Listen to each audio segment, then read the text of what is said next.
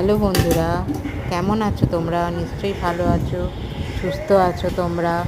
তো আমি দেখো দুপুরে লাঞ্চটা আমি করে রেখেছি, কারণ আমি আর মা আজকে একটা জায়গায় পুজো দিতে যাব।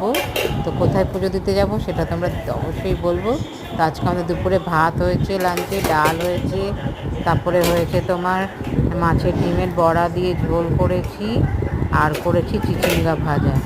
এইগুলো আমার হাজব্যান্ড আর আমার মেয়ে এগুলো খেয়ে, তার মেয়ে স্কুলে গেছে আর গেছে, আমার হাজব্যান্ড অফিসে চলে গেছে। আর হাজব্যান্ডকে এইটা টিফিনও দিয়ে দিয়েছি। ও ভাত আর ডাল আলু ভাজা দিয়ে ভাত খেয়ে গেছে। তা দেখে নাও, আমাদের লাঞ্চে এটা হবে। তা রাত্রিরে আমি আর এসে রান্না করবো না, কোথাও বাইরে গেলে রান্না করতে ইচ্ছা করে না, ওই জন্য আমি রাত্রিরে এটা রান্নাটা একবারে করে রেখে দিয়েছি। শুধু গরম করে খেতে বসবো রাত্রিবেলাতে ডিনারে। ওকে, তো নেক্সট ভিডিওতে দেখা